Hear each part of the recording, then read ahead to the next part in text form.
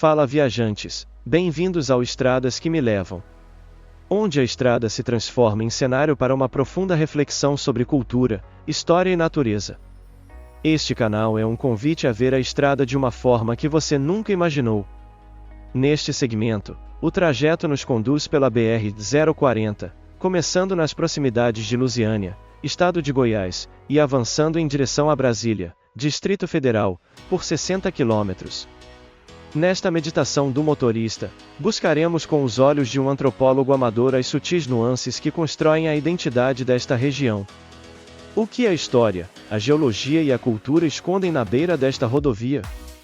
A fronteira física se cruzará em segundos, mas a mudança mental que ela provoca é profunda.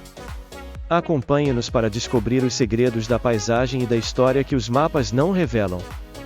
Comente, curta e inscreva-se para continuarmos esta viagem de reflexão. O relógio digital no painel do carro marca 9 horas e 36 minutos da manhã, um horário que deveria ser claro e vibrante. No entanto, o céu sobre Lusiânia permanece fechado, uma massa compacta de nuvens cinzentas que se recusa a deixar o sol passar. Estamos deixando a cidade, famosa por sua história ligada ao ciclo do ouro e pela tradicional marmelada, para trás. A rodovia BR-040 se estende à frente, uma fita de asfalto duplo que conecta o passado colonial de Goiás à modernidade planejada do Distrito Federal. O motor do carro ronrona em uma rotação confortável, estabilizado na velocidade da via, enquanto os pneus zumbem contra o pavimento úmido. O ar que entra pelas frestas da ventilação traz o cheiro de ozônio e de escapamento, uma mistura urbana e rural típica do entorno. A luz é difusa e plana, eliminando as sombras e transformando a paisagem em uma pintura de tons pastéis e sóbrios. Avançamos pela região conhecida como Entorno Sul, um corredor demográfico denso que pulsa com a vida de milhares de trabalhadores que se deslocam diariamente para a capital. A vegetação de cerrado, aqui, luta para sobreviver entre loteamentos e grandes empreendimentos comerciais que margeiam a estrada sem cerimônia. Veja o capim alto nas laterais da pista balançando com o deslocamento de ar provocado pelos caminhões e ônibus que dominam a faixa da direita.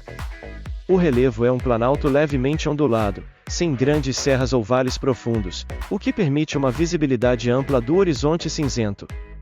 A fauna é escassa neste trecho antropizado, limitando-se a alguns pássaros urbanos que se arriscam em voos rasantes sobre o fluxo intenso de veículos. O som do trânsito é uma cacofonia constante de motores a diesel, buzinas distantes e o atrito da borracha no asfalto. Chegamos às imediações de Valparaíso de Goiás, uma cidade que cresceu vertiginosamente às margens da rodovia, tornando-se um polo comercial vibrante e caótico. A silhueta da cidade é marcada por prédios baixos, passarelas de pedestres que cruzam a BR-040 e uma infinidade de lojas de móveis e concessionárias. Não entramos no emaranhado urbano, mantendo-nos na via expressa que corta o município ao meio como uma cicatriz de concreto. O tráfego aqui se torna mais lento e denso, exigindo atenção redobrada aos carros que entram e saem das vias marginais com pressa. O céu nublado parece comprimir a cidade, abafando o som e criando uma atmosfera de urgência silenciosa entre os motoristas. É um cenário de concreto e vidro, onde a natureza foi substituída pelo pragmatismo do comércio e da habitação popular. Ao cruzar a divisa invisível entre Goiás e o Distrito Federal, a paisagem começa a sofrer uma transformação sutil, mas perceptível aos olhos atentos. O asfalto parece ficar mais liso, a sinalização mais rigorosa e a vegetação de beira de estrada mais cuidada e preservada. Estamos passando pela região de Santa Maria, onde o urbanismo começa a obedecer a uma lógica mais planejada, típica da capital federal. À direita, avista-se o monumento do Catetinho, a primeira residência oficial do presidente Juscelino Kubitschek, escondido entre as árvores do cerrado. É um lembrete de madeira e história no meio da modernidade, um ponto de memória que resiste ao tempo e ao progresso.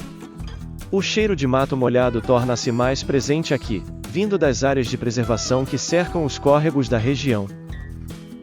A rodovia nos leva em direção ao Parkway, uma zona de chácaras e mansões que preserva grandes manchas de vegetação nativa e exótica. As árvores aqui são mais altas e frondosas, criando túneis verdes em alguns trechos das vias laterais que vislumbramos de passagem. O céu continua implacavelmente nublado, uma cúpula de chumbo que reflete a seriedade da arquitetura de Brasília que se aproxima. O clima está ameno, talvez uns 22 graus, dispensando o ar-condicionado e permitindo sentir a temperatura real do Planalto. O som do vento muda ao passarmos por áreas mais abertas, tornando-se um assobio contínuo que corta a aerodinâmica do carro. A sensação é de estarmos entrando em um território diferente, onde o espaço é organizado e a escala é monumental.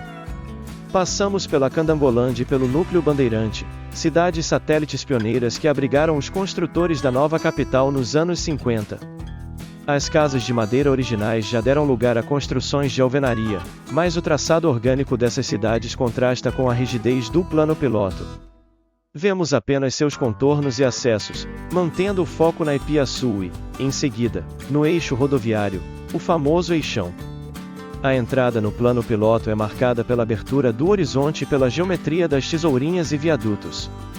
O concreto de Brasília, sob este céu cinzento, assume uma tonalidade quase camuflada, integrando-se perfeitamente ao clima do dia. O trânsito flui melhor agora, com as pistas largas convidando a uma velocidade constante de 80 km por hora. Estamos agora cruzando o Eixão Sul, a artéria principal que atravessa as asas do avião desenhado por Lúcio Costa. As árvores das superquadras formam paredes verdes laterais, escondendo os blocos residenciais e criando uma sensação de parque linear contínuo. Não vemos semáforos ou cruzamentos, apenas o fluxo ininterrupto de carros que deslizam pelo asfalto de excelente qualidade. A arquitetura de Brasília, mesmo vista de relance, impõe respeito com seus espaços vazios e sua escala sobre-humana. O cheiro aqui é de cidade limpa, lavada pela chuva recente, com notas de grama cortada vindo dos gramados centrais. O barulho da cidade fica distante, abafado pela distância entre a pista e os prédios, restando apenas o som do nosso próprio deslocamento. Atravessamos o coração da cidade, passando por baixo da plataforma da rodoviária do plano piloto, o ponto nevrálgico onde todas as direções se encontram. É um momento breve de escuridão no túnel, seguido pela explosão de luz difusa ao sairmos no eixão norte. O cenário se espelha, se as mesmas árvores, a mesma pista larga, a mesma lógica cartesiana que define a asa norte. O céu nublado parece mais baixo aqui, tocando o topo das antenas e dos poucos edifícios mais altos que despontam no horizonte. A condução é hipnótica, quase automática, guiada pelas faixas brancas que parecem infinitas. A sensação de estar em uma maquete em tamanho real é inevitável, amplificada pela luz suave que elimina a profundidade das sombras. Chegamos ao final da asa norte e iniciamos a subida em direção à saída da cidade, rumo a Sobradinho e a BR-020. O relevo volta a subir, e a estrada, conhecida como Subida do Colorado, apresenta-se moderna, com obras de arte viárias recentes. As encostas são cobertas por uma vegetação rasteira e algumas rochas expostas, revelando a geologia do Planalto. Vemos ao longe a torre de TV digital, a Flor do Cerrado, com sua cúpula branca se destacando, ou tentando se destacar, contra o céu cinza. O trânsito de saída é constante, mas flui sem retenções, permitindo que o motor trabalhe com folga na subida. O ar fica sensivelmente mais fresco à medida que ganhamos altitude novamente, saindo da depressão onde se situa o Lago Paranoá. Estamos nos aproximando do trevo do Torto e do acesso para a região dos lagos e condomínios da saída norte. A vegetação volta a ficar mais densa, com áreas de proteção ambiental cercando a rodovia e garantindo um corredor verde para a fauna. O cheiro de eucalipto, vindo de plantações antigas na região, mistura-se ao ar úmido, criando uma atmosfera olfativa refrescante. O carro mantém-se firme na pista, completando os cerca de 50 minutos previstos para o trajeto desde Lusiânia. A viagem foi uma transição suave entre o caos orgânico do entorno e a ordem geométrica da capital, tudo sob o manto de um céu nublado. Encerro esta crônica nas imediações do Balão do Colorado, onde a estrada se divide, pronto para qualquer direção que o destino aponte. Piada sobre o trajeto. Sabe por que o motorista do entorno adora as tesourinhas de Brasília em dia nublado? Porque é o único lugar onde ele pode dar voltas e voltas sem sair do lugar, e ainda colocar a culpa no GPS que não sabe se ele está em cima ou embaixo do viaduto.